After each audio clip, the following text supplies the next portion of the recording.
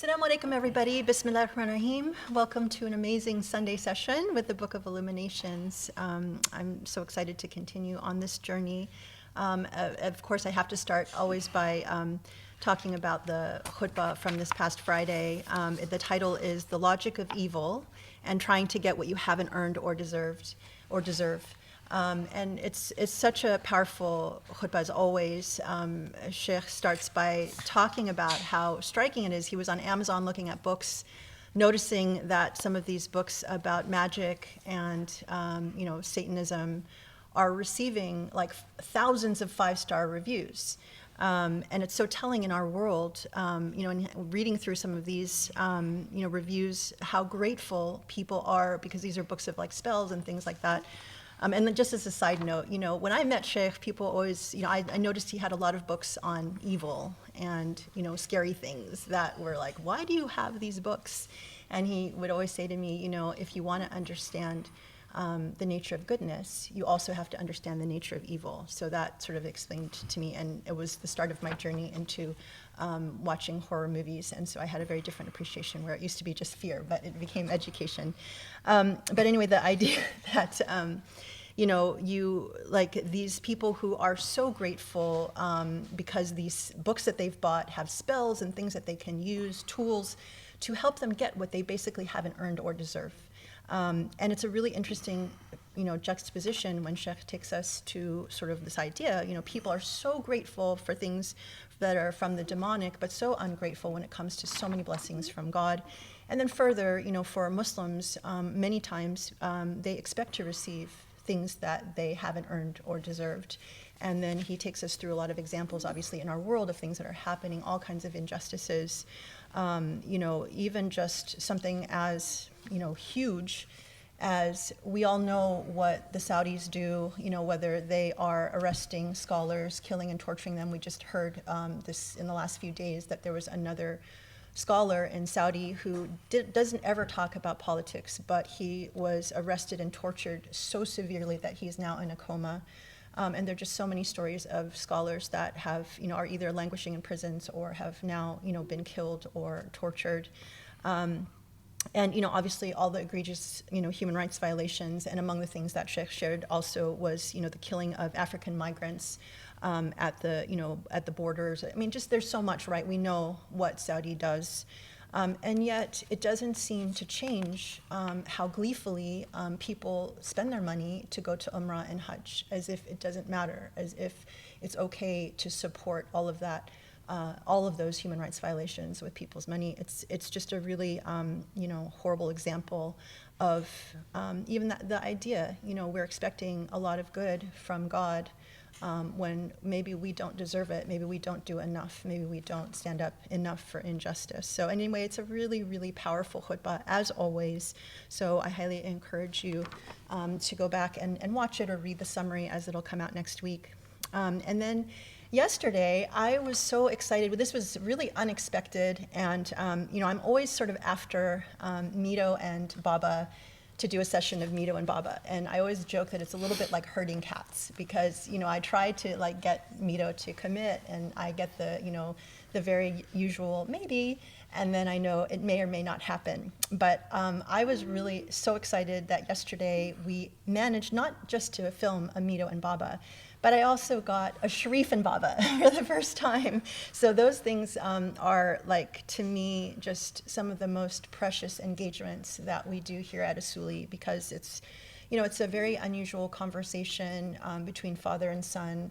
Obviously, father who has, incredible knowledge and scholar, of Islam, but, two sons who are in completely different generations. So, there's 16 years between Mito and Sharif, and they grew up with very different challenges, very different questions as Muslims. And I'm always very curious, obviously we want to be inspiring for our youth and for the next generation. And it's really important to have these sort of real conversations where, it's no holds barred. There are all kinds of questions that are asked. They go deep into, really important topics. And, so Mito, had just started college and had some, really, I think, important questions now that he's engaging with a lot of, the challenges of his world, his friends, like one of the first questions he asks is about apathy. which is something that is so endemic among every age group, and how to address that. And so it was very powerful to hear Sheikh's description about, sort of flipping your understanding of why we're here in this world. And if you understand that we're not here to be consumers and just, being objects of consumption, but actually we're here to contribute a lot of good, and that there's another life to come. These are things that are just so valuable, so important, that a lot of times I'm sure, a lot of Mito's friends or a lot of, fellow Muslims have never heard this explained. And then the conversation with Sharif, was so powerful at a different level too, because, Sharif growing up, he shared a lot of, this generation or his generation's frustrations with understanding, like, okay, Islam was presented to us one way, but it was not necessarily what it promised to be. And you have a lot of people who, have suffered a lot of doubt, have a lot of questions, and they really get into, a very honest and frank discussion about what happened to this generation, what were they told, what did they expect, and what actually happened. And that was really powerful. And then also, just as powerful, Sharif is really delving into the field of psychology and, the intersection of psychology and all of the learning through the tafsir that we did in the Quran. And had a very, very interesting conversation about the role of psychology in our world, what Islamic psychology means, what it means to marry those two. It's so fascinating. He talks about yoga, all kinds of things. So, these, as I said, are so precious. And immediately as they went up, people started commenting on YouTube about how valuable they were. So I just really want to encourage people to watch that. And I'm going to try really hard to continue herding those cats so we can have more conversations, inshallah. And then lastly, I thought I would just share, because sort of in the same theme, right, people, like what we talk about here a lot of times is, where is God in all of this, in our world, trying to point, like through all of our work, what either the Quran says or what, there's so many examples of what we're trying to share about meaning and seeking meaning and the purpose of your life. And I thought I would share this very interesting headline that came across my phone this morning about the Burning Man. I don't know if people have heard of this, the Burning Man gathering that's happening right now in Nevada. So this is something that I first heard about maybe like 10, 15, 20 years ago. Sheikh was invited to Oprah Winfrey's documentary called Belief. And what this show set out to do, or this documentary set out to do, was to go and look at, different forms of belief among, different groups of people. And so Burning Man was one of these things that was like, what? That's so interesting, I guess, where literally 70,000 people this year have gathered in a Nevada desert. And they've been doing this for decades now. And what I understand is, this whole, people gather and they do art and they build community and they get to know one another. And then at the end of this, I think, week-long gathering, they have constructed this wooden erection.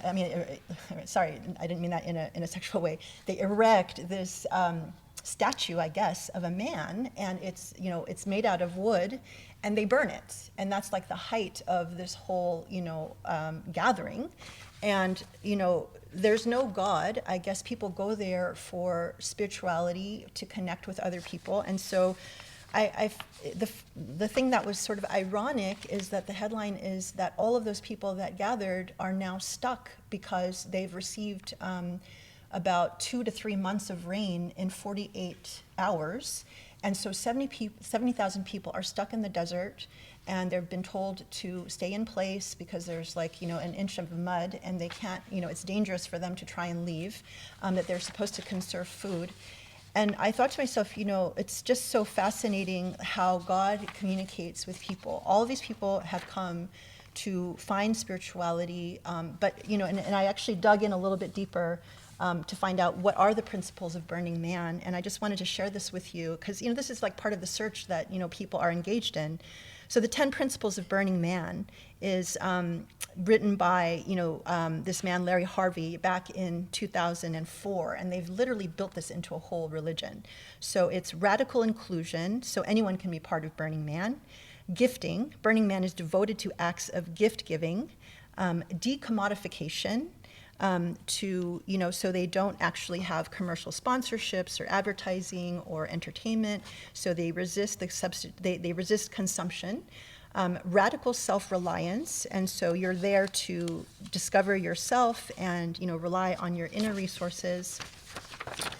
Radical self-expression, which arises from the unique gifts of the individual. So when you go there, you can, engage in your gift, whether it's, art or music or whatever it is.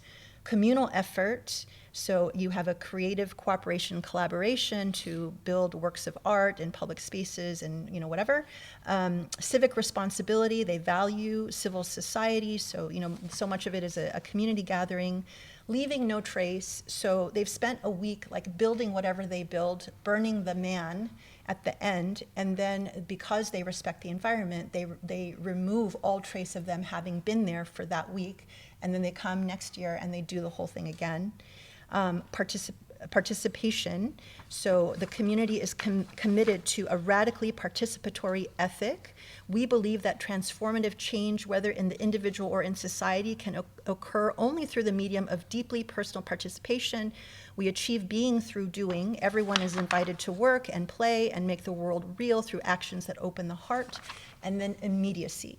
Immediate experience is in many ways the most important touchstone of value in our culture. We seek to overcome barriers that stand between us and a recognition of our inner selves, the reality of those around us, participation in society, and contact with the natural world exceeding human powers. No idea can substitute for this experience. So, it's like I delved a little deeper. They have like several projects, including a philosophical center, a social enterprise. Literally they are building an entire civilization around this concept of those 10 principles. There's no God. You have 70,000 people that come together in the desert, spend all of this effort and time to build something actually quite beautiful. Then they burn it all down and they leave as if they were never there. And it's like in the midst of all of this, God comes in and drops 2 months of rain and says, hey, by the way, you're all here trying to find spirituality and purpose and, expending all of this energy into creating something that will just disappear. Don't forget I'm here, right? And I just thought it was such an interesting reflection. God sends messages in such incredible ways, and so they're still stuck there, and they're not there. There's more rain coming, and some people have walked 6 miles to get out of there. Look it up. It's very interesting. But it's a sign of our times, right? People are seeking. They're seeking purpose. They're seeking meaning. They're seeking beauty, and here we have it in the Quran, so clear. People in Mito's generation, people in Sharif's generation, same thing. They don't feel this connection. We have this beautiful message before us, and it's clear from these conversations even that Mito and Sharif had that it's like so much of what's missing is just the knowledge, the education, the connection with the Quran, and that can bring us all back to something so much more beautiful. But anyway, I just thought I would share that with you because it just, it tells me that God has an incredible sense of humor in addition to everything else. So anyway, I'm so excited to continue on this beautiful journey because this actually is real in terms of teaching us how to look inward, understand our world, understand our place in it, and have God at the very center, which is, the most important, alhamdulillah. So thank you for joining us, and I look forward to another amazing session. بسم الله الرحمن الرحيم الحمد لله رب العالمين وسبحان الله العلي العظيم اللهم صل وسلم وبارك على الحبيب المصطفى محمد النبي الأمين المرسل رحمة للعالمين وعلى آله الأطهار الميامين وعلى أصحابه المختارين وعلى من اتبعوا بإحسان إلى يوم الدين. اللهم اشرح لي صدري ويسر لي أمري واحلل عقدة من لساني يفقهوا قولي يا رب العالمين. I think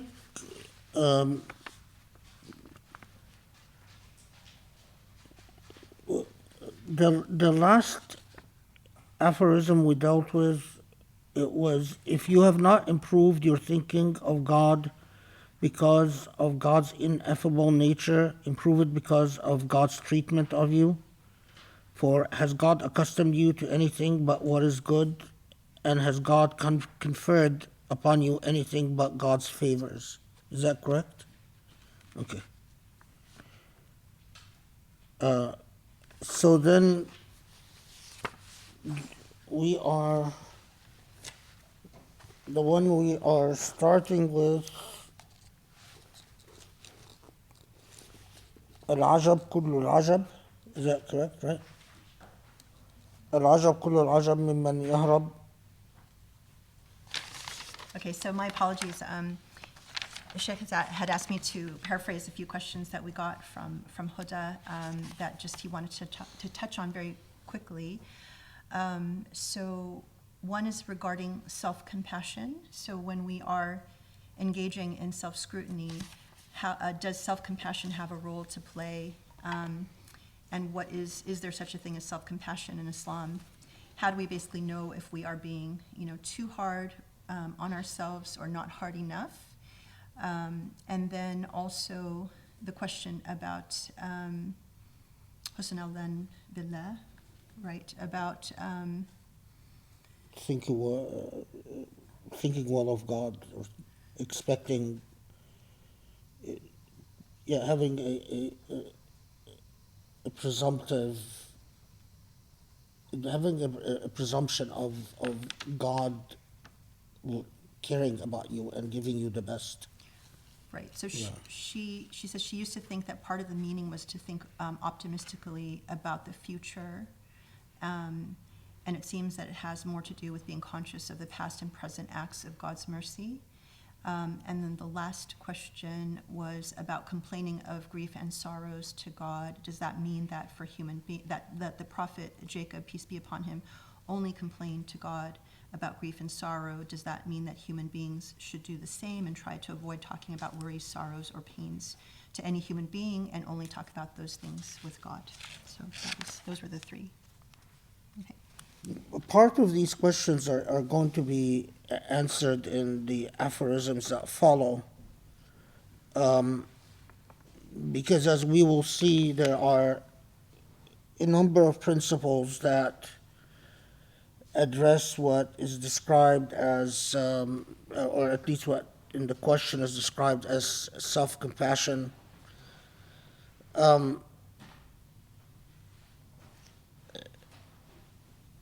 But the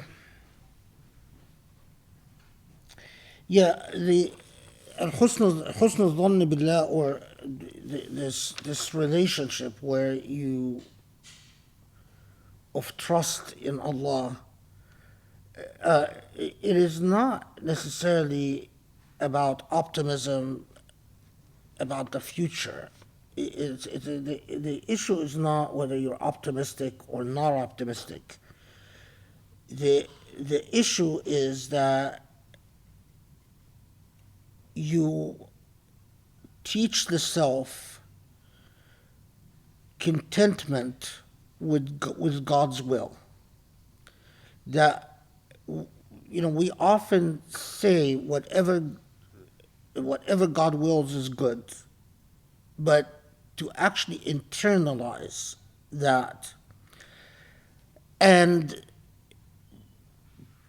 to be, there's an existential point to it, or an existential side to it, is that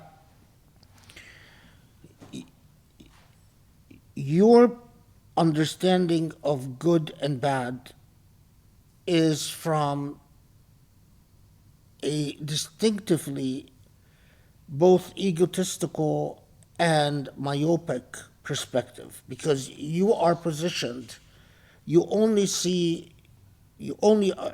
aware of your history, perhaps, whatever you remember about your past, and you see the present and the future from the perspective of your experiences. But when you elevate to the consciousness of the divine, you know that the divine has the holistic picture of what was and what is and what will be. And when you are, and not only that, but that from the perspective of divinity, this life is simply transitory, and in many ways not the real life, the most. It is, it is a place where human beings go through certain tests and are expected to carry out a delegation given to them, or a deputyship that given to them by their maker. So in this relationship of trust, you are fully aware of how narrow and limited your insight is, and how, compared to Allah's insight, it is practically nothing. And so if you have someone who's, by the terms of their existence, their awareness is so limited in relationship with someone whose awareness is boundless,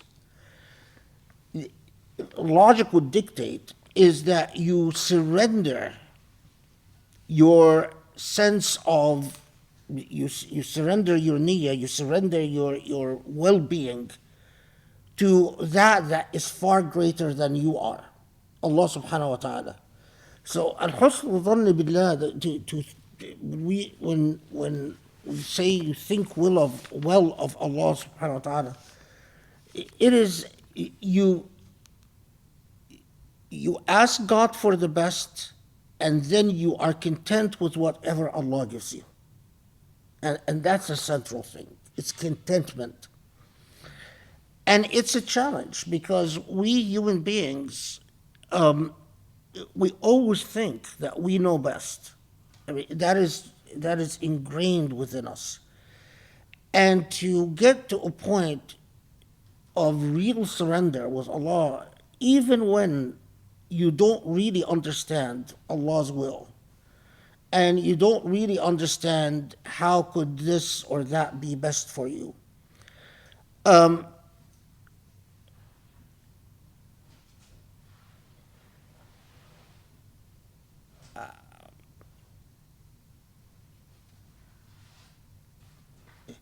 I mean, when it is done, and I'm very hesitant, because in the United States there are so many pretenders, and we, as a minority, we're a minority in the West, and because we're a minority in the West, our experiences are always surrounded by a much larger reality that we don't affect. When Muslims are the majority, what happens is the majority builds all types of institutions and creates all types of cultures that vet out quality, that these institutions function to give the practitioner a choice, and to create processes of vetting authenticity, vetting quality, and so on. In order for minorities to create institutions like that, it requires commitment, and requires deliberation, and it requires capital. So it's not that minorities can't create institutions that vet authenticity and quality, but it is that it takes a considerable amount of effort and deliberation for them to do that. Now, why am I saying all of this? Because one of the most powerful ways to learn a trusting relationship with Allah subhanahu wa ta'ala is indeed to have a sheikh, one or more, it just depends on your experiences, who in a demonstrative way, embodies this dynamic. So you're training by learning to trust your sheikh, and you learn to accept whatever your sheikh tells you, whether you agree with it or not. You actually surrender to that will, to your sheikh's will. And what your sheikh is supposed to do is to first, your training to what the sheikh is the depository of your trust. But then as you evolve and as you elevate, you sidestep the sheikh. The sheikh becomes irrelevant and you connect directly with Allah.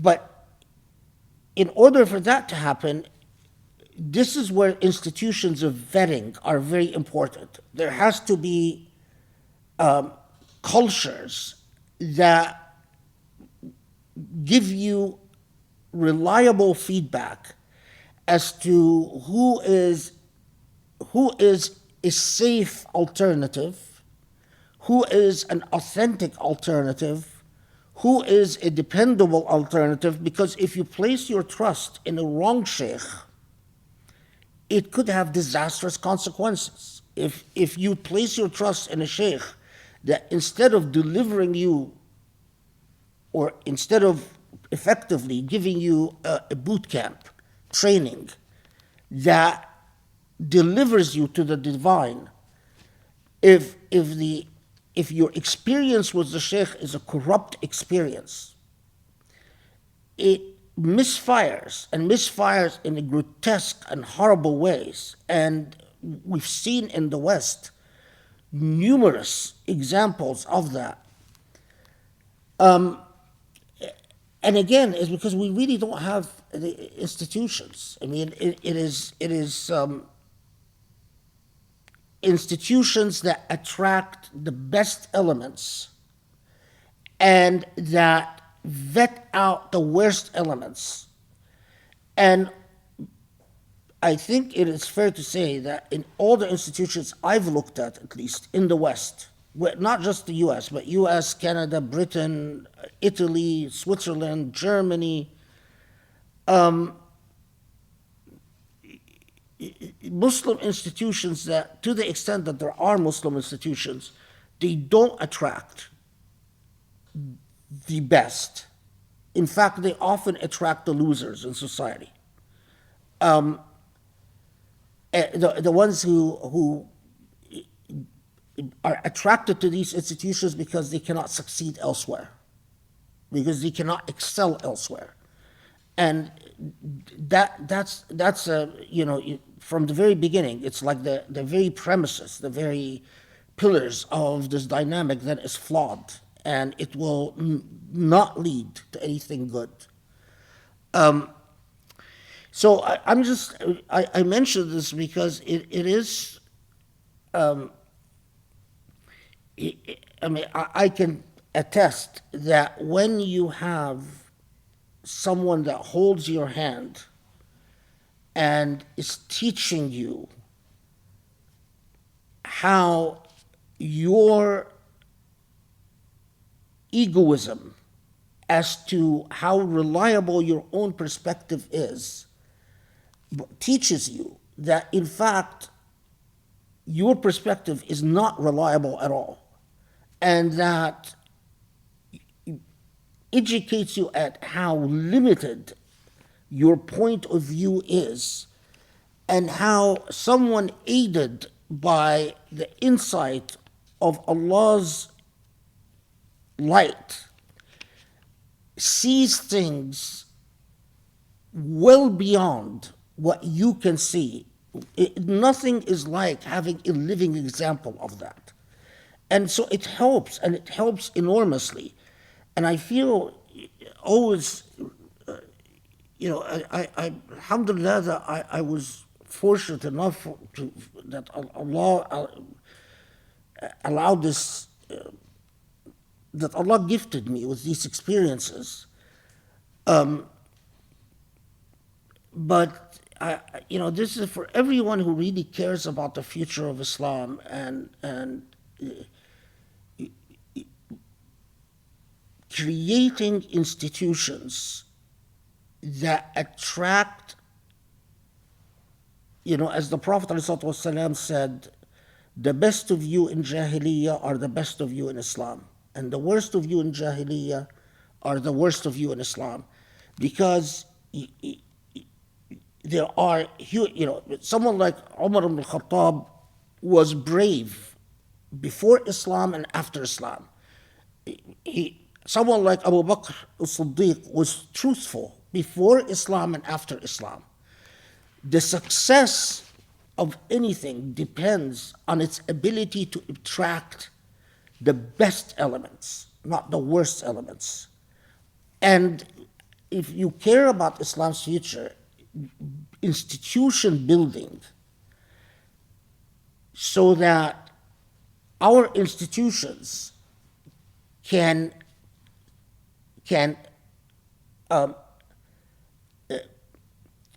notice talent, because that's another really big thing. If you have institutions that are oblivious to talent, institutions that don't attract the most talented intellects or the most elevated spirits, right? I mean, part of what is successful institutions of education and training do is that they pick out talent and they invest in talent and they develop talent.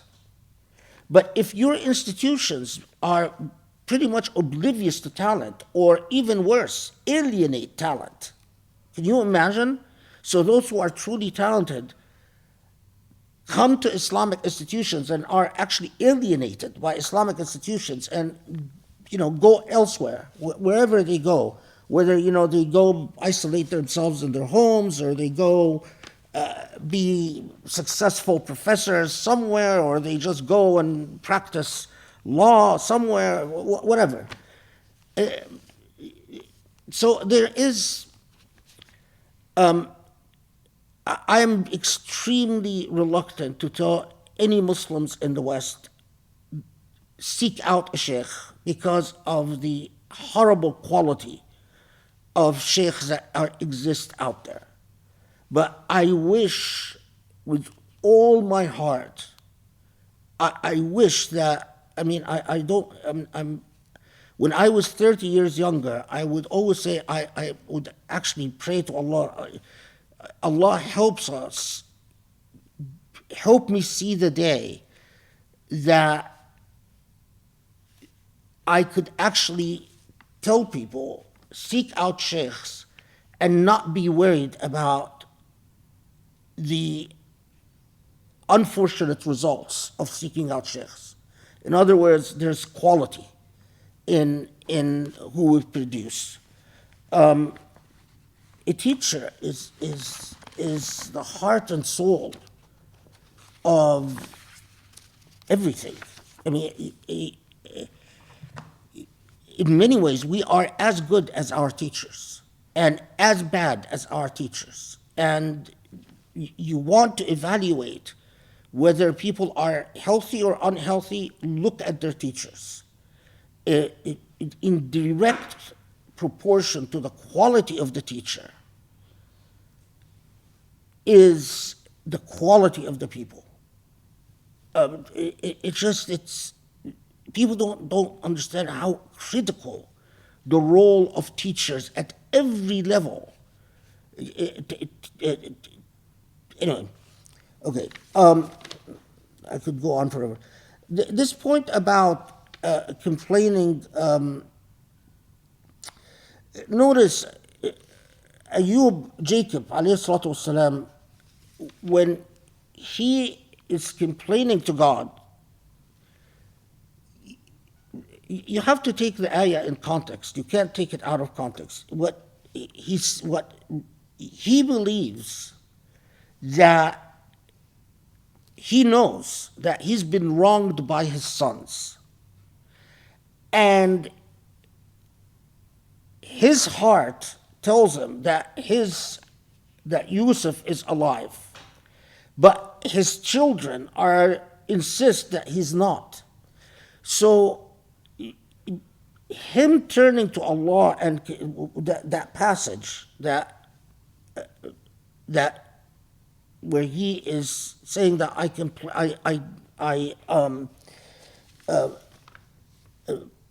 I complain my grief and sorrows to God.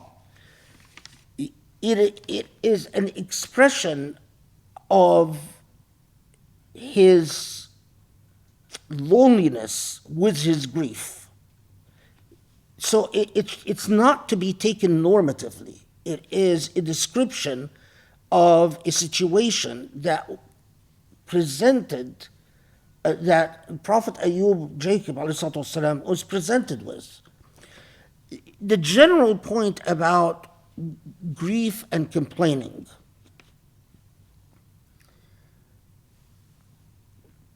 Allah tells us that Allah, in principle, doesn't like complaining except for those who suffered an injustice. إِلَّا مَنْ ظُلِمَ. Okay. Now, but the principle in complaining, always ask yourself, because this is really important, especially in other principles that we will encounter soon. Ask yourself, whenever you are sharing your sorrow or your grief with someone, are you sharing the sorrow and grief with a trustworthy source? Will this source receive your grief and your sorrow and manage your grief and your sorrow in a way that brings you closer to Allah or drives you further away from Allah? That is the critical thing about grief and sorrow. If you are going to talk to someone who will negotiate, meaning will handle your grief and sorrow in a way in which Allah is not a factor and will not give you any feedback that, in fact, and this is something you have to ask yourself, because this is between you and Allah. No one else can come and give you an opinion about this. Is the person you're talking to, ultimately, when all is said and done, is that person the net result of sharing closeness to Allah or alienation from Allah? It's not an issue of are you being fair to this person? It's not an issue, are you being judgmental? It's not an issue, are you being sensitive? If you sense that as a result of your sharing is alienation, then don't do it. So many people, they're good listeners, sure, but they validate you in a way that teaches you qillat al-adab, to ill manners with Allah. They validate you as a friend, but they have Allah, God is not a part of their consciousness at all. And and as we will see in a second, if you are unjust, because the principle is always, whoever you complain to should be a person that is honest enough that if you are being unjust, they'll tell you you're being unjust. So if you're sharing your sorrows and your grief with someone who will validate you wrong or right, then they're not doing you a favor. Then, in fact, so always think, who you share yourself with is so critical, because every time you share yourself with someone, you are giving away some of the autonomy over the self. And it's like you are depositing part of the self in someone else's hands. Are they trustworthy? That's the question you have to ask. Are they trustworthy by giving part of myself to this other person? If they're going to validate me right or wrong, if basically I'm always their champion or they're always championing me, even when I am being unjust, then they're not doing you a favor for your hereafter. So that's something, just always be, it's not an issue of you cannot complain but to God. That's not it. Complaining is sharing. And sharing is a very significant moral act. This point about self-compassion, and we'll talk about this in several aphorisms, but I just want to say at the start of every, just as a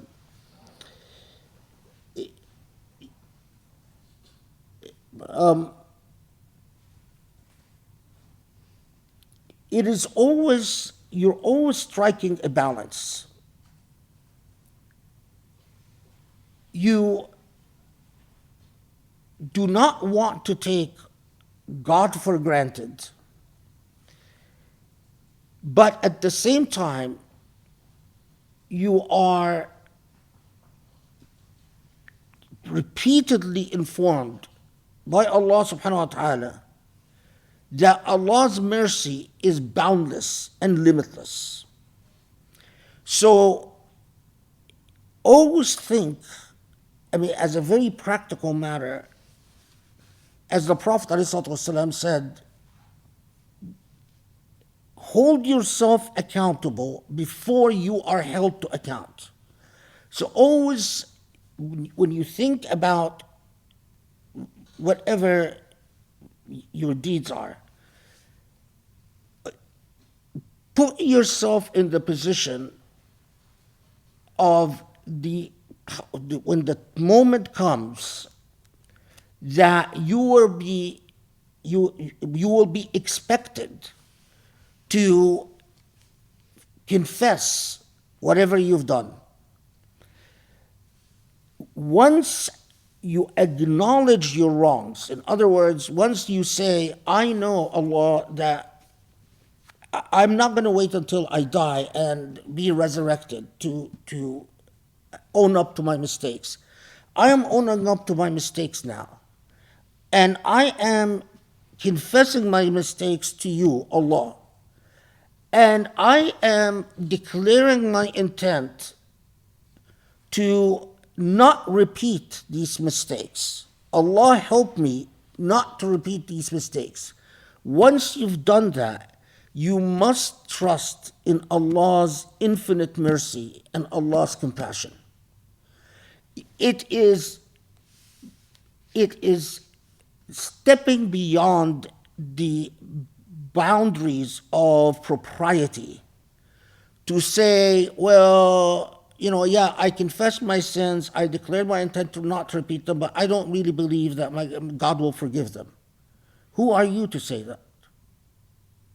If Allah tells you Allah forgives all sins, khalas, once you've owned up to the sin, and once you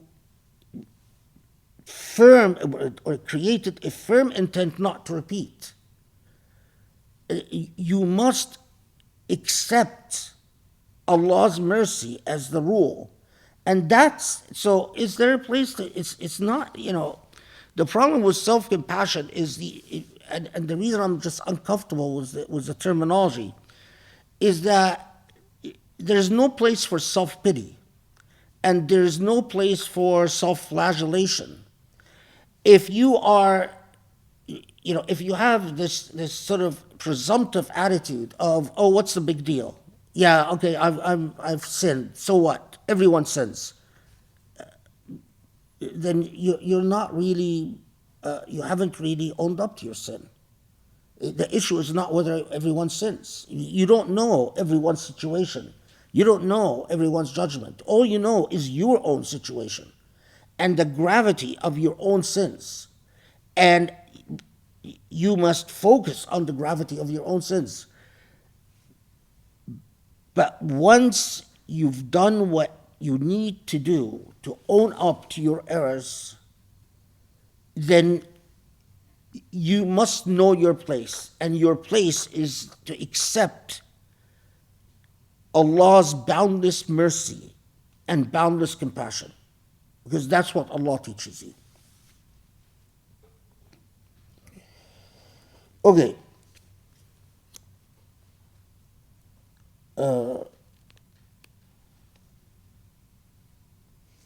Al-Ajab, this is where we are, right? Al-Ajab. Al-Ajabu kullu al-Ajab mimman yahrabu mimman la infikaka lahu anhu ويطلب ما لا بقاء له معه فإنها لا تعمى الأبصار ولكن تعمى القلوب التي في الصدور. So the aphorism also has the citation of the ayah. Basic translation, then how astonishing is he who flees from what is inescapable and searches for what is evanescent. Then he cites the Quranic verse, for surely it is not the eyes that are blind, but it is the hearts and the chests that go blind. Okay, so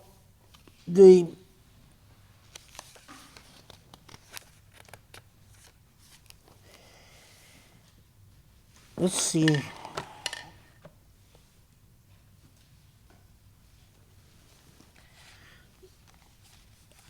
If you notice, this doesn't have a normative instruction in it, but it is an observation, if you will, that you are expected to embrace and internalize. So let's see.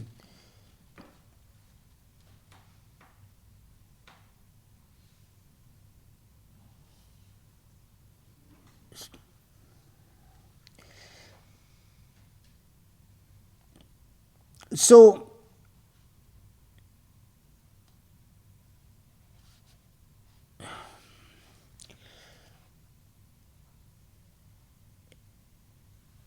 العجب كل العجب ممن يهرب ممن لا انفكاك له عنه. So this first part is expressing, wants you to share the sense of reflection and astonishment or bewilderment at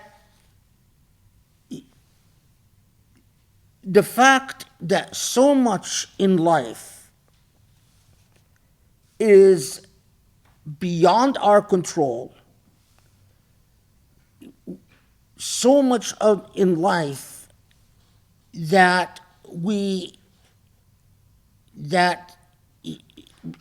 in our material world is decreed by the decreer of things, Allah subhanahu wa ta'ala. So much of our world, with the effective will of the divine, is what decides what takes place in it.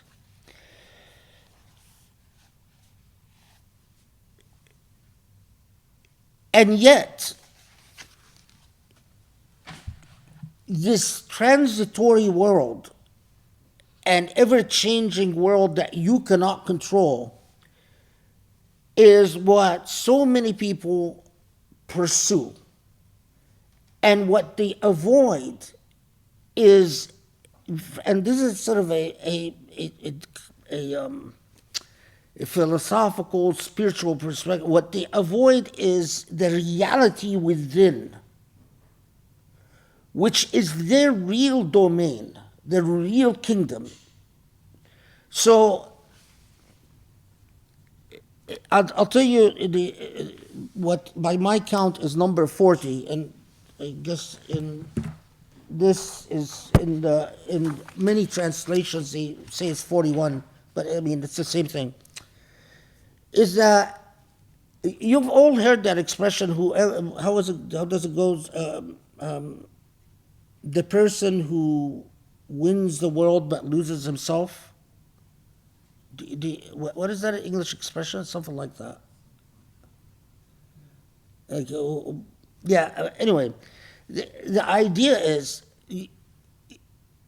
there is a kingdom outside yourself that so many human beings will fight, will compete, will kill, will destroy in order to control.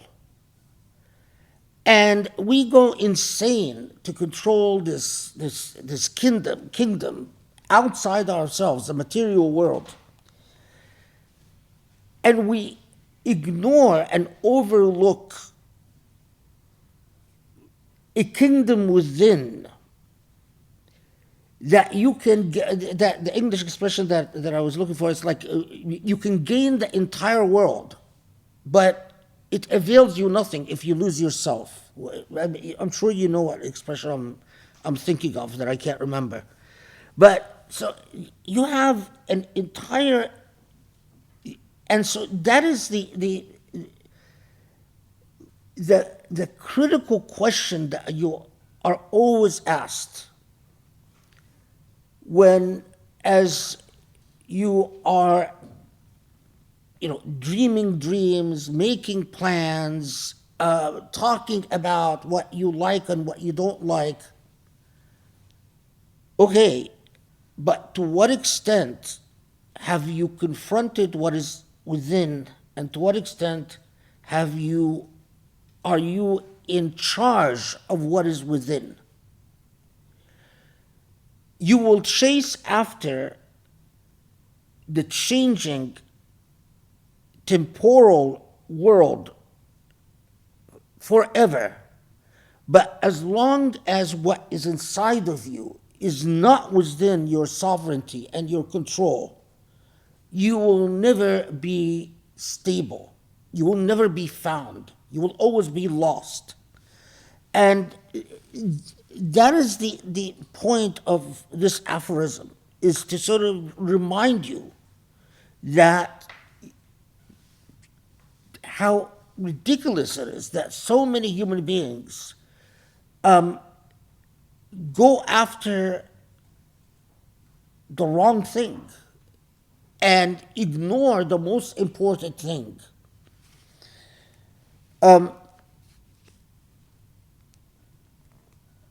Yeah, so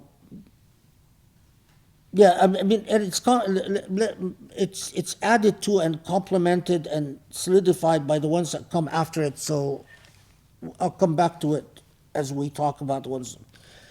Okay, so because by my count, 41 adds to it in very critical ways, and it's a very important continuation on the theme. So what by some texts is numbered 42, but in my text is 41.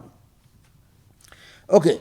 لا ترحل من كون إلى كون فتكون كحمار الرحى يسير والذي ارتحل إليه هو الذي ارتحل منه ولكن ارحل من الأكوان إلى المكون وأن إلى ربك المنتهى. A Quranic verse again. So, basic translation. Don't travel not from creature to creature, otherwise you will be like a donkey at the mill. Round about the donkey turns, his goal the same as his departure. In other words, he just goes in circles.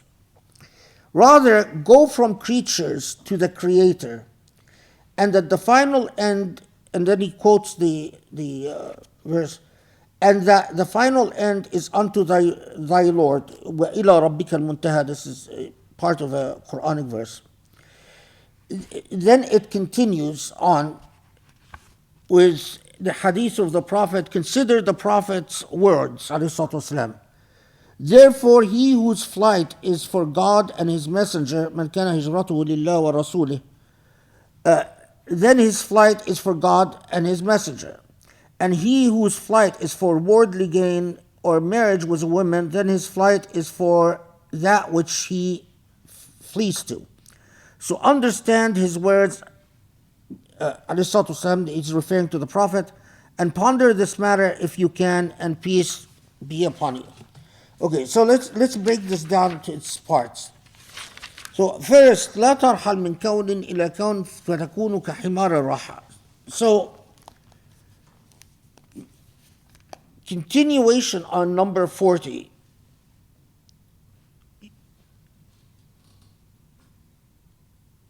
If you are focused on the temporal, you are chasing after what ultimately locks you into an endless cycle, exactly like if you see cattle in what in Arabic is known as the sa'ya, a water mill. It often the cattle is blinded so that it just keeps going in a circle. Where there's no beginning and there's no end. The donkey or the buffalo or whatever just keeps going in an endless circle. And as long as you are locked in the kingdoms of the temporal, that's precisely where your anxiety never ends, your sense of displacement and your lack of feeling anchored or settled. You are always going in an endless cycle, chasing after things that will never be enough. And you can never, regardless of whether you have a million or you have a billion, it will never be enough. You're constantly chasing after a circle.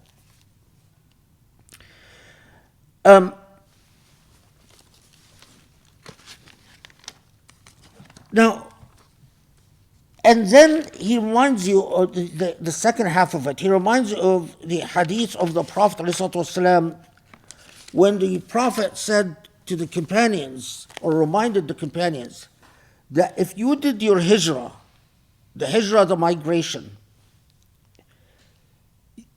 everything is according to your intentionality. If the reason that you migrated is because of material considerations, then God treats you accordingly. But if the reason that you migrated is because you are seeking after Allah and the Prophet, so the acts are the same, the actions are the same, but what is different is what is inside, your intentionality. And that is why we go back to the issue of sovereignty over the self. It is not necessarily that we're saying your behavior should change, but what is inside of you is all that matters. Whether you do what you do because you are seeking after Allah, or you do what you do because you are seeking after the glory of material things. So, I want to share with you some things that I think illustrate this, but where is it? Yeah, so where this matters and where there's a lot of emphasis is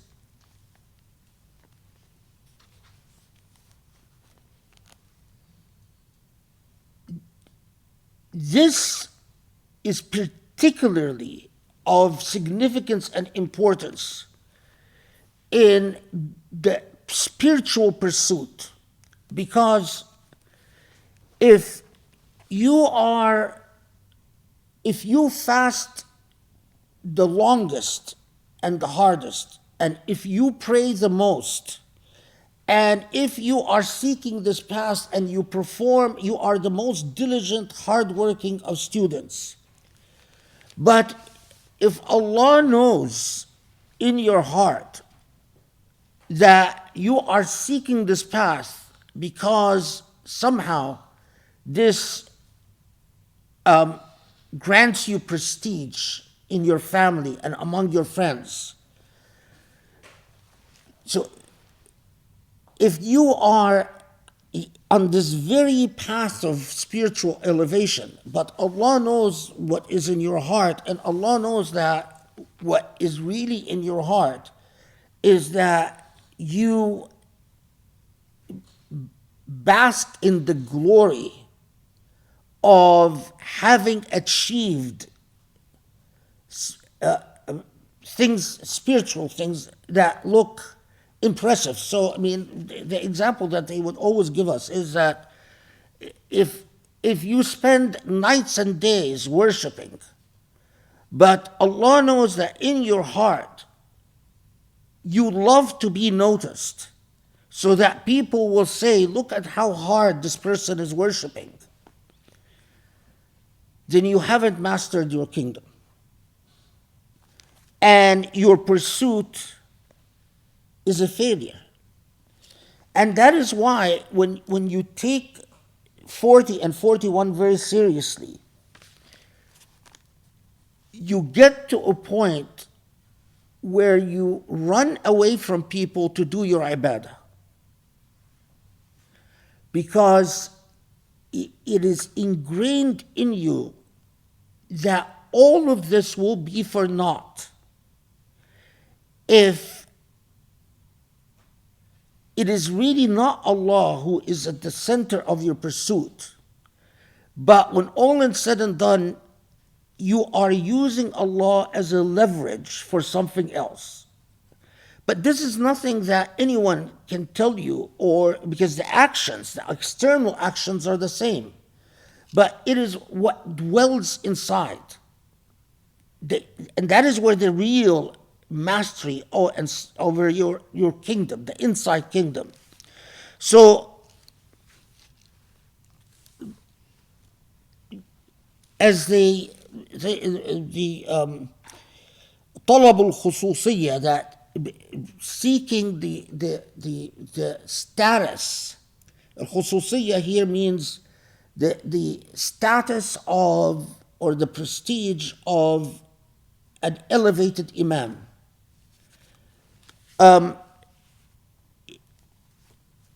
Is often masking nothing more than the love of power and deference. So, I mean, the warning here is exactly what I was talking about how a lot of shuyukh are in the West, is that they put on the vestiges of taqwa. They wear, in fact, I'll share with you a passage in 1 second. But these symbols or indicia of religiosity is not about their relationship with Allah. It is about their social status. And so you're and that is I'll tell you, this is the hardest thing, because every time you interrogate yourself, and you interrogate yourself, for instance, by, from your mother says, where have you? Your mother knows that you were in i'tikaf in the masjid for 3 days, and your mother says something that shows that she's proud of you because you have been in i'tikaf, and I'm sharing with you experiences that you've been in i'tikaf for 3 days, and then you interrogate yourself to what extent is what you've done for Allah, and to what extent it is you're attracted, or you bask in your mother's pride. And so deliberately in fighting this within you, and then after many years, you learn that it is the interrogation that is the whole point. After doing it for many years, I finally, I was finally told that because I asked Sheikh Saeed, do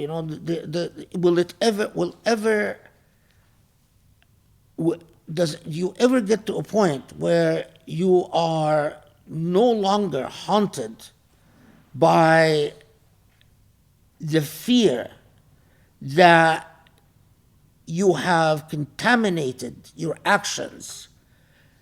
And his answer, and this was after doing it 3 years, is no.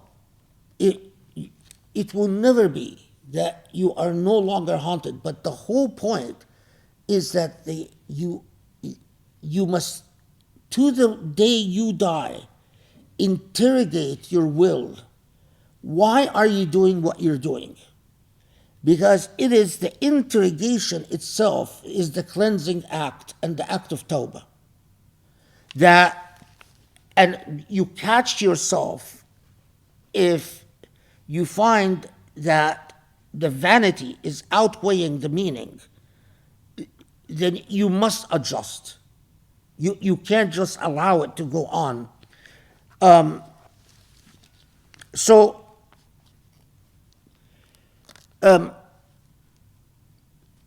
couple of more points about this. That maybe I can find the actual. Oh no, yeah.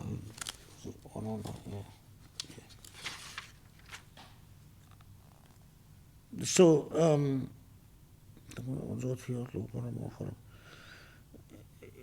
كمال الخلق والعزة والتربية المهابة في قلوب الناس، أو زهد فيها يطلب الكرامة وخوارق العادات، أو زهد فيها بطلب القصور والحور.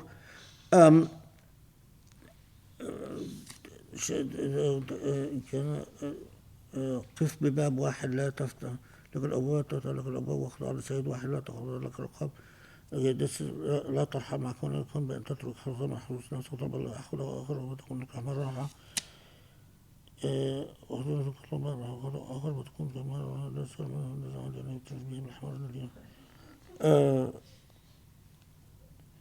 I'm not finding the quote I was looking for, but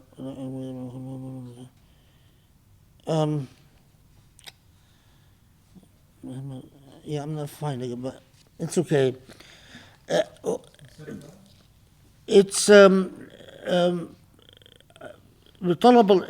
quote that starts out طلب الخصوصية ممكن أن يكون غطاء لحب العز والجاه. I think, I'm not sure, but I think it is in this sharh. But I might have read it somewhere else. But let's, Abu Sulaiman Ad-Darani, who is a Sufi, says, and this is something that we reflected on for, if I لو خيرت بين ركعتين, that if I was given a choice between praying 2 rak'ahs ودخول الفردوس and entering heaven,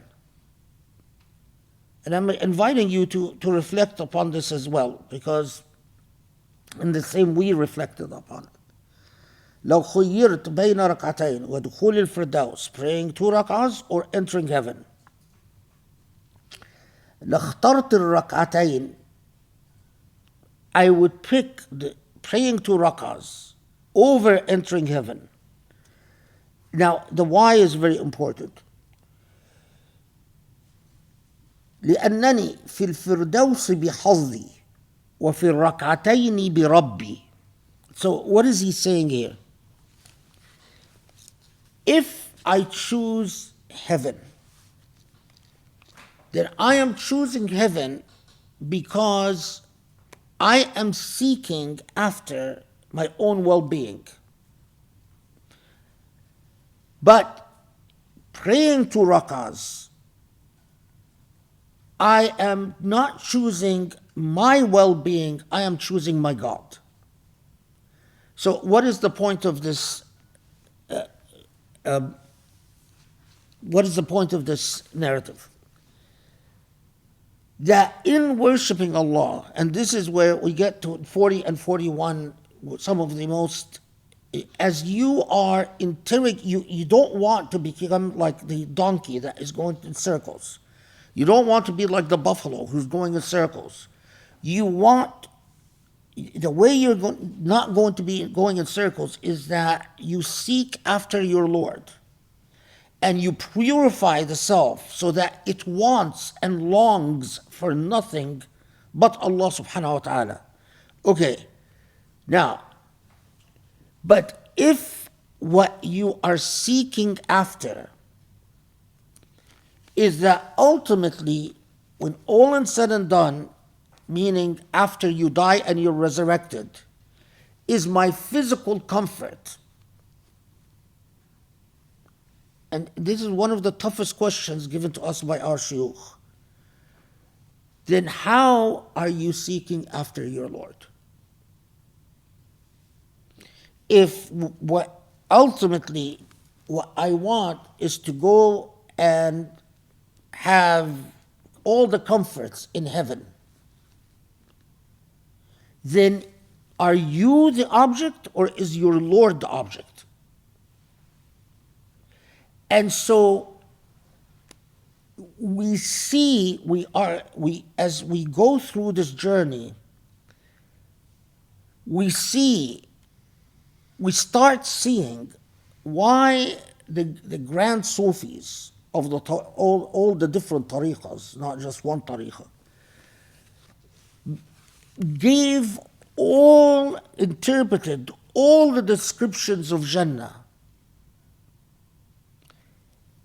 as symbols for true happiness. And true happiness is in Allah subhanahu wa ta'ala and nothing else. That when the veil is lifted, and I'm describing to you a long process, when the veil is lifted,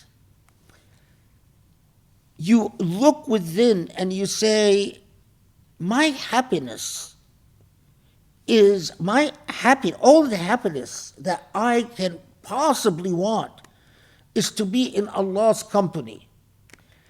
Is for me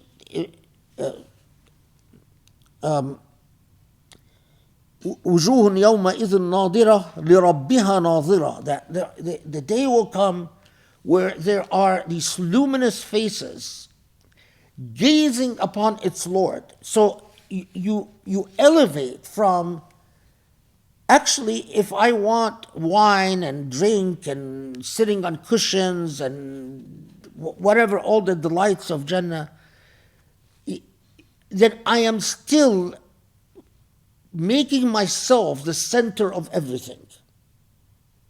But I want to, you shift from saying the true happiness is to be in Allah's kingdom with Allah. And so then you finally, when you are in the process of irtiqa, and we'll talk about al-ahwal and al-maqamat and so on in a second, but you get to the maqam where it finally clicks why what you read in Tafsir al-Jilani, or what you read in Tafsir Ibn Arabi, or you read in all the or Tafsir al-Najmi, or that Allah described Jannah in material terms to bring you closer, but ultimately elevated you by telling you that true luminosity, in other words, true enlightenment, is for you in the hereafter to gaze upon your Lord. لِرَبِّهَا نَاظِرَةٌ. That elevating the kingdom of the self truly beyond longing for the material. I've run into this many times, and I understand it, because when I was a teenager, I was like that. But I mean, like some people would say to me, I've been very. I'm talking about a real life example. I've been very chaste, and I've never had an improper sexual relations. But I want to know that when I go to heaven, but I miss having sex, or I want to have sex. And I want to know that when I go to heaven, I'm going to have plenty of sex.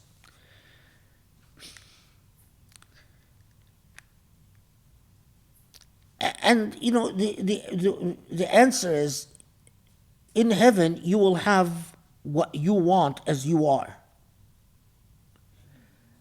If that's the level of your reality,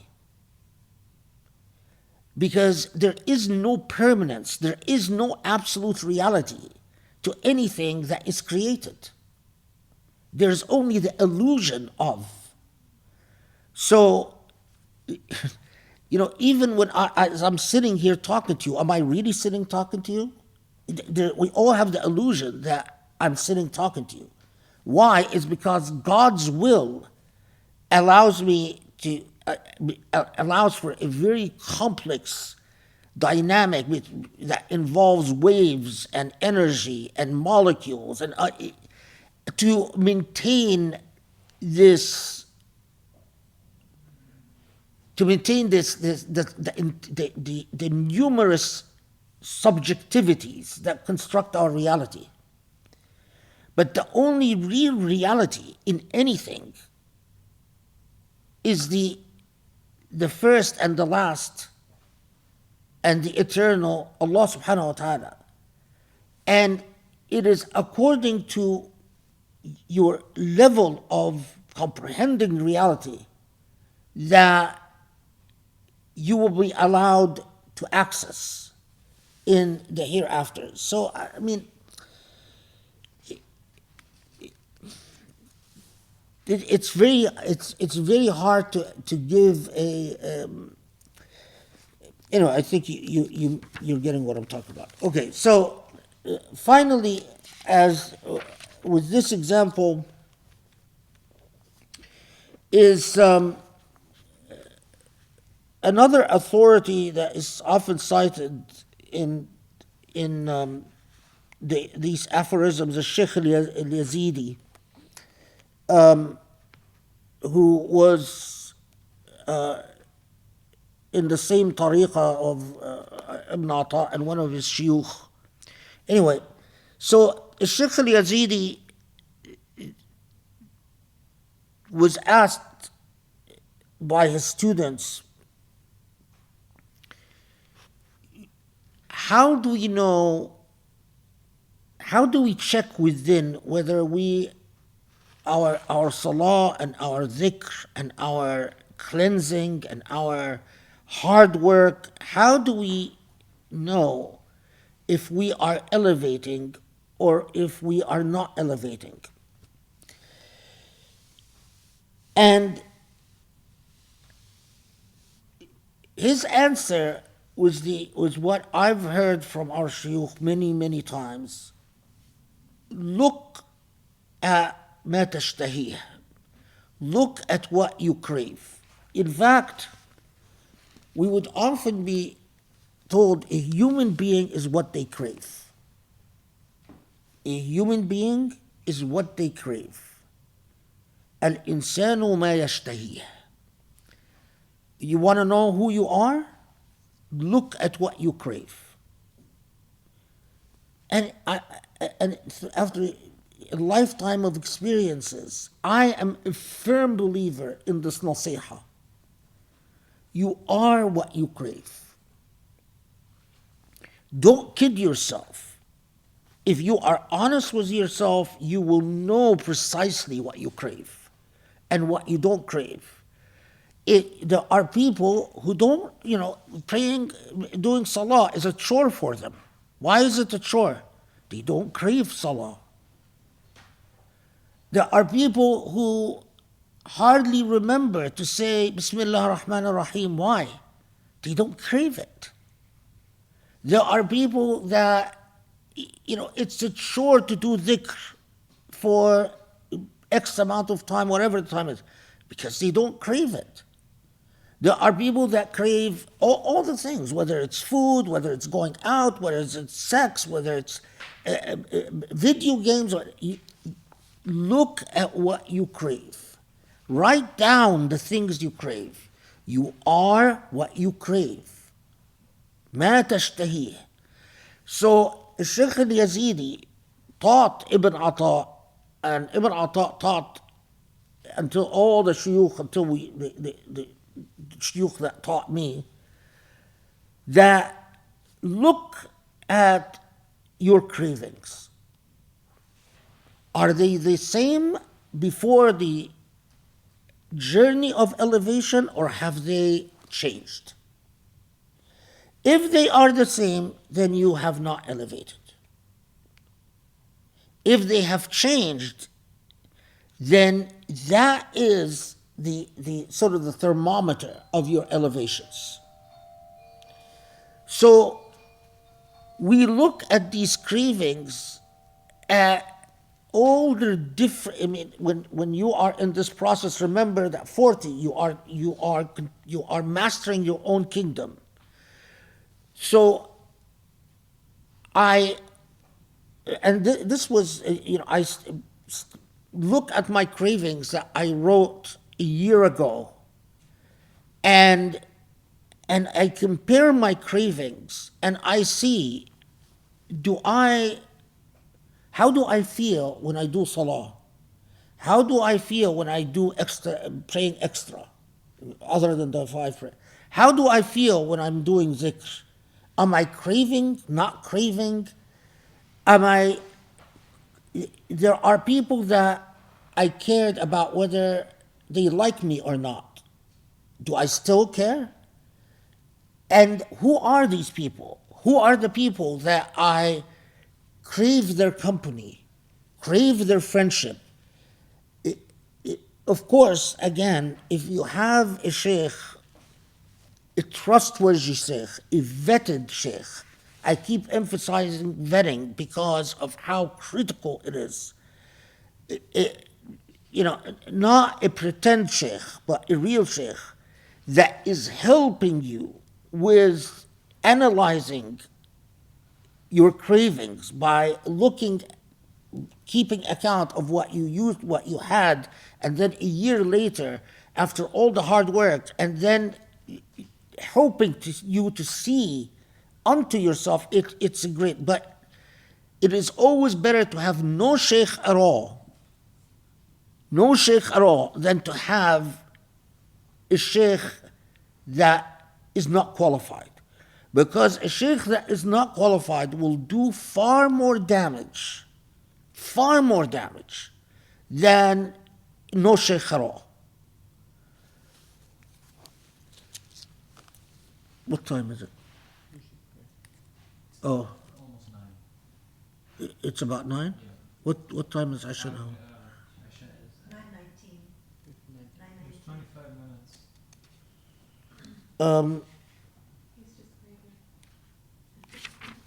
Okay, you know what? Let's start 42, because we have to pray Maghrib. That's what they're telling me.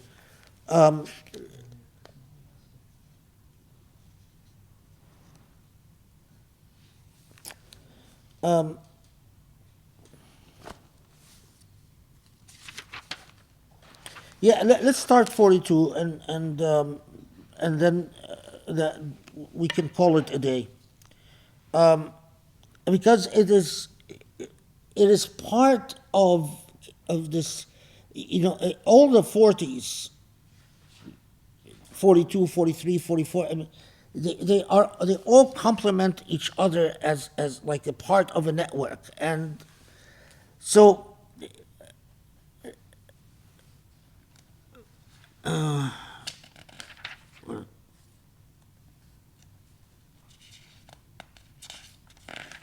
where is it? Yeah, because the very, very important concept in this path of sohbah. Sohbah, I can't tell you how important this is. Sohbah is the companionship you keep. And in training, sohbah is emphasized so much because the people that surround you have a huge impact on who you are and what you will become. And there is so much emphasis on sohbah to the point that you think you start thinking that the people that you had sohbah with will be there for and in fact, I mean, I have to tell you that a lot of the guys that were my ashab, I carry them in my heart. I mean, life has torn us apart, but they live in my heart, and I often ask myself, would Hussein approve of what I'm doing? If Hussein was alive, would he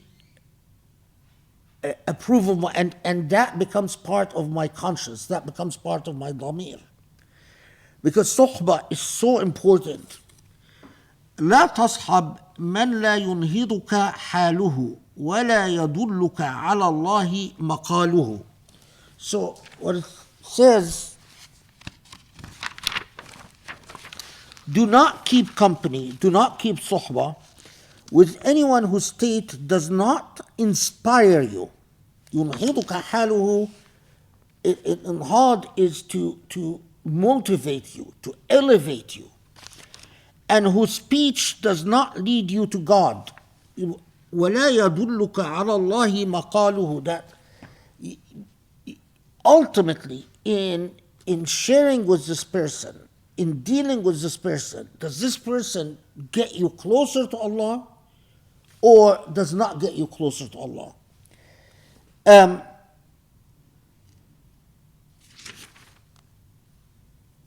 A lot more we're going to say about sohbah, but let's stop here so we pray Maghrib, and what? They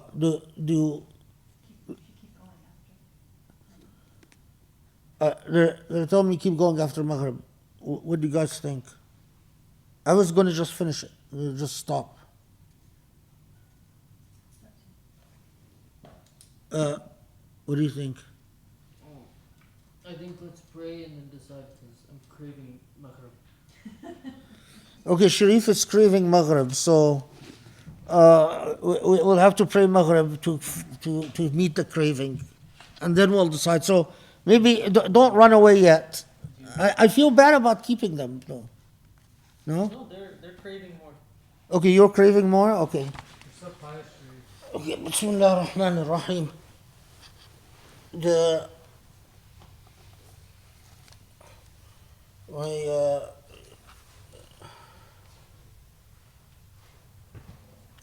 Okay, so the thing I will share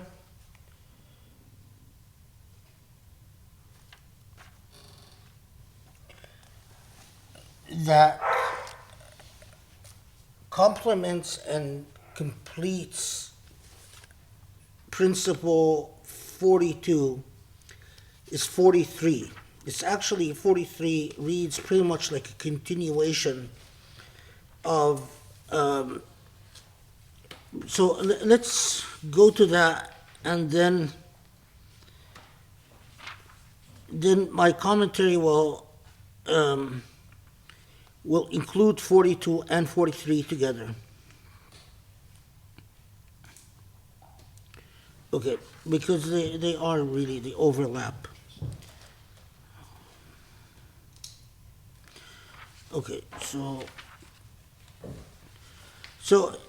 ربما كنت كنت مسيئا فأراك الإحسان منك صحبتك إلى من هو أسوأ حالا منك.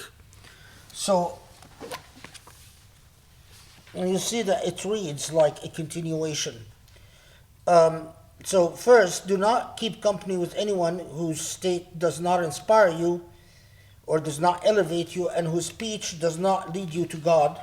Then the one after it, you might be in a bad state, then associating with one who is in a worse state, you see virtue in yourself. ربما كنت مسيئا فأراك الإحسان منك صحبتك إلى من هو أسوأ حالا منك. So, why is the whole issue of suhbah and the emphasis on suhbah, which there is the suhbah, those who accompany you in the path of elevation, and I mean our comments are unfortunately not, although that's a very big topic, but this is not what we're doing. But suhbah is more, even broader, the company you keep. And here there is a number of important things. Is in this context, it's drilled in you, and in this context you are reminded that the very famous statement of Ibn Ma'az al-Razi when he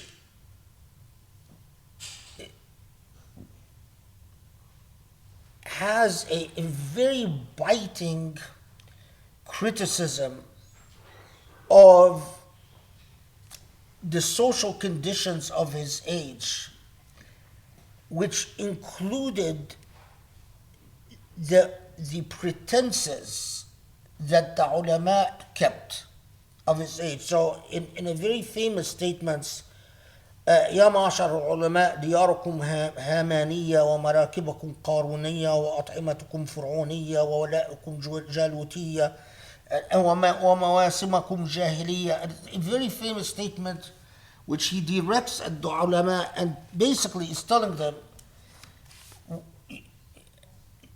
you put on the pretenses of garbs and turbans and go out of your way to distinguish yourselves from the rest of people.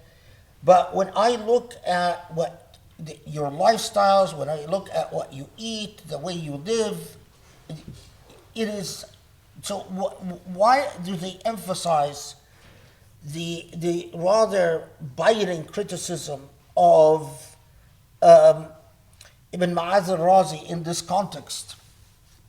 Is because the natural inclination is to think, well, what greater suhbah than that of the suhbah of al-ulama, of scholars. But it is the substance of the moral company you keep. And so Sahl ibn Abdullah radiyallahu anhu, one of the companions, who, again, a very famous statement, warns Muslims from the company of الجبابرة الغافلين والقراء المداهنين والمتصوفة الجاهلين. And what these categories mean, الجبابرة الغافلين is all those who are arrogant with their power. All those who pursue power, hold power, are inequitous, or they have an attitude of superiority with their power. والقراء المداهنين, and all those scholars, those who pursue knowledge, but their pursuit of knowledge is not for the proper ethical purposes, but they use the pursuit of knowledge as a symbol for their own prestige and elevation. And المداهنة even means more than that. It means those who kiss up to power. And والمتصوفة الجاهلين, and those who adopt the vestiges of tasawwuf, but not because they are in a self-sacrificial pursuit of the divine, but indeed as a way of escaping the demands of life. And this became, the warning of Sahl ibn Abdullah is greatly elaborated on and greatly addressed. Now, the context for all of this is that you are reminded that your suhbah with someone who should know better, but your suhbah with someone who pretends to be a scholar, or pretends to be pious, or pretends to be someone that you in principle ought to be, but who is ultimately fake, ultimately a hypocrite, or ultimately abuses the process or abuses the pursuit, is worse than your suhbah was an ignorant, innocently ignorant person. So the emphasis, now there is a very important part to this whole dynamic, in that it is drilled into you that if you are in a proper suhbah with those that you should be in suhbah with,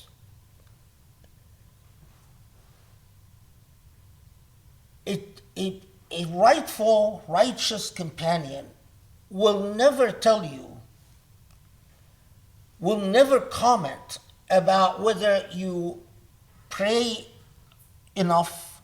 I mean, we're not talking obviously about the furud. We're talking about prayer in pursuit of the path. Or you do dhikr enough, or you fast enough. They will, that is not what because commenting on these things will create an incentive for false pretenses. When people start commenting or displaying insignia or pretenses or displays of piety, it adds to an air of hypocrisy in the relationship. What a true companion will be interested in is providing you feedback when you call upon the companion to be your honest mirror as to what is within the heart. But as to how much extra you pray, how much zikr you do, how much of the Quran you have memorized, how well you recite the Quran, all of these are results, not the real thing. These are the results, the outcome of the real thing. So,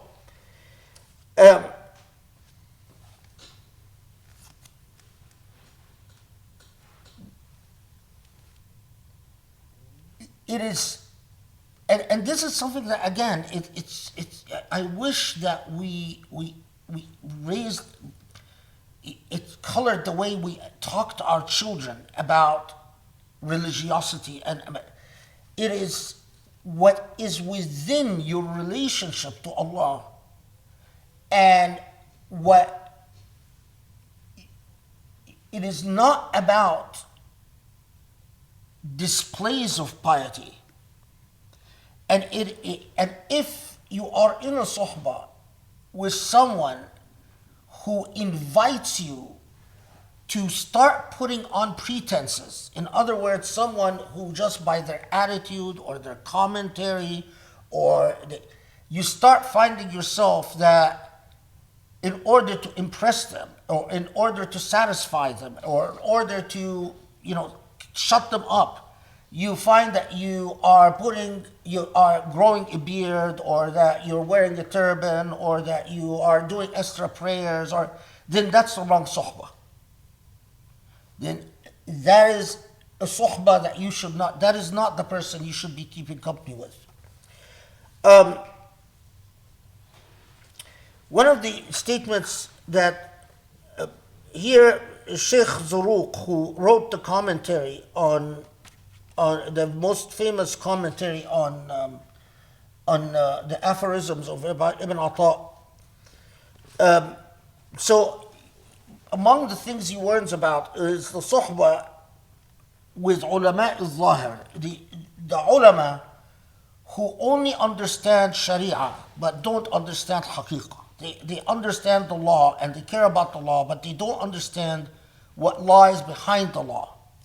And he says, قلت الجلوس معهم اليوم أقبح من 70 عام عاميا غافلا وفقيرا جاهلا لأنهم لا يعرفون إلا ظاهر الشريعة ويرون أن من خالفهم في هذا الظاهر خاطئ أو ضال فيجهدون في رد من خالفهم يعتقدون أنهم ينصحون وهم يغشون فليحذر المريد من صحبتهم والقرب منهم ما استطاع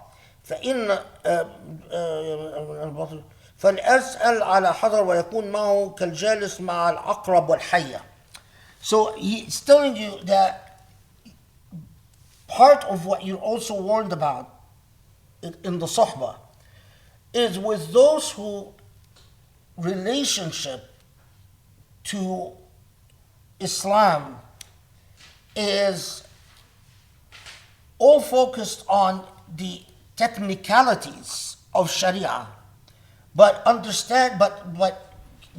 can mislead you or can influence you thinking that a relationship with Allah can be summed up in the technicalities of Sharia. And Sheikh Zarruq comments about this and says that those folks, those who take the superficialities of Sharia and don't understand the meaning behind the laws, that they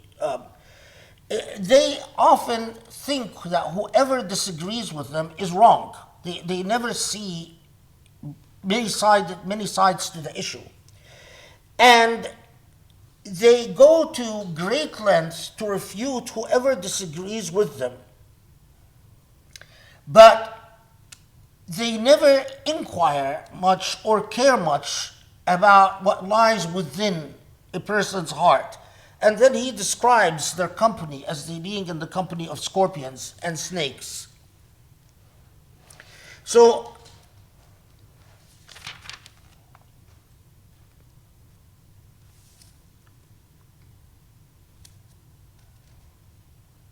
yeah, okay, so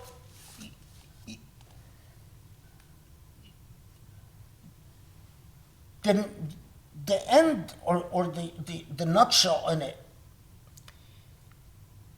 is to ask yourself,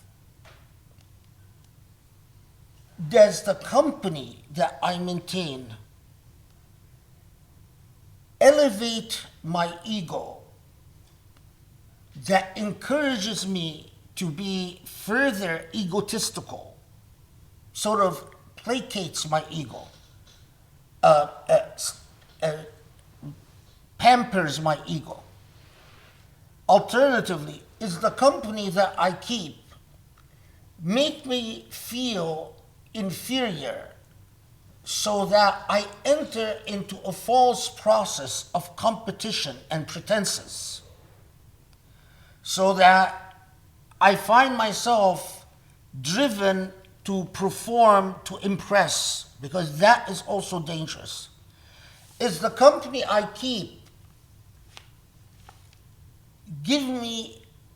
ends up impressing upon me and that Allah is summed up in a realm of cold rituals and performances, but does not help me elevate in understanding what Allah is and what a relationship with Allah is.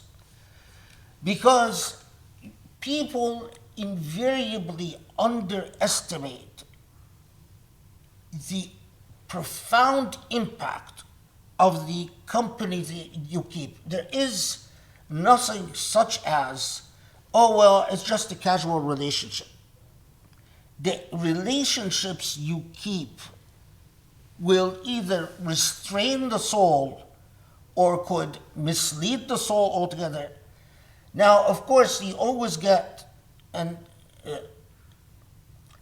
one of the toughest issues that you will possibly confront is who you end up married to, because you can find easy solutions when the issue, or possible solutions, when the issue is friendships, people that you know. But that is why it is the decision, the marriage decision,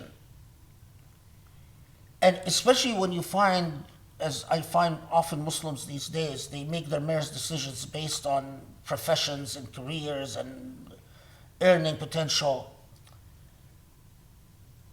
I can't tell you how many times I've heard people who long out, they're now married, the years have passed, and they come and say, but what do I do when my spouse is exactly as you described? They're all about appearances, or they're all about rituals, and for them Islam is just a bunch of cold rituals that have my point is that, especially if those of you who are not married, the marriage decision is, think about, this is the company that you are going to keep, should be for the rest of your life. And imagine how critical that decision is, because you need a company that helps you elevate for the rest of your life, not deprecate you, but elevate you. And that elevates your spiritual path. That if it can't partake in your spiritual journey, at least will not hold you back.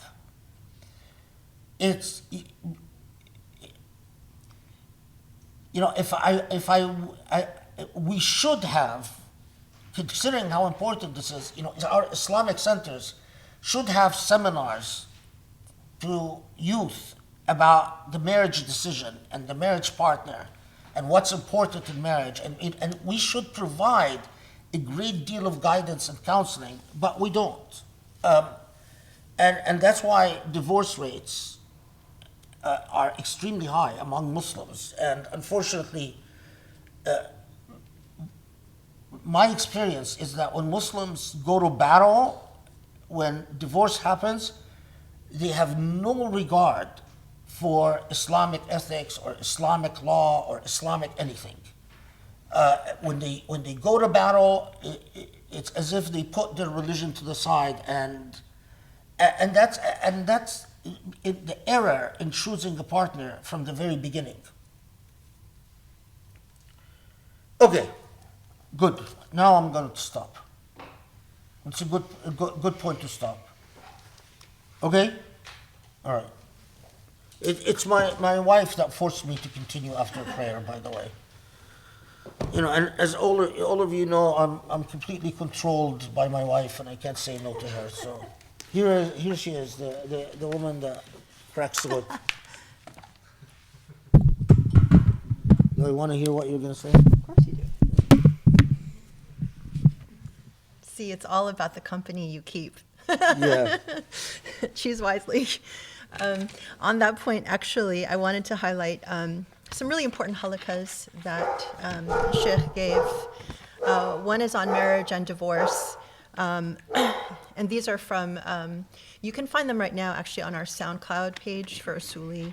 That was, I think, it was back in the 90s or maybe early 2000s, but it was really important about selecting a partner, about knowing yourself, so that you know actually what you're bringing to that partnership and how God should be your third partner. It's really, really powerful.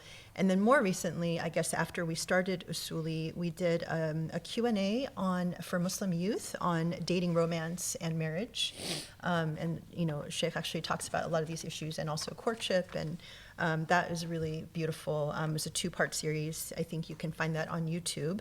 And then before I forget, next week we're going to actually hold the halakha on Sunday night, because we actually have another commitment on Saturday, so we're going to do it again on Sunday night. So, and then during this semester, there will be some nights where we do it Saturday and other nights where we do it on Sunday, because we've got some other commitments that will conflict, so I will let people know in advance. Sheikh, thank you so much, especially for doing more, so because we took more time up front with the Q&A and also with my introduction, so I felt guilty. So I pushed him to do a little bit more after Maghrib. And actually the last thing too is that because, the days are getting shorter and we don't want to run out of time and have this conflict with Maghrib, we will probably start at 6 o'clock instead of 7, starting with the next halakha. So inshallah, that will give us more breathing space and ability to cover more. So thank you. This was really amazing and fabulous as always, and so much wisdom. And thank you everybody for joining us, and have a wonderful week. And we will see you a week from today, next Sunday at 6 o'clock, inshallah. Assalamu alaikum. Assalamu alaikum.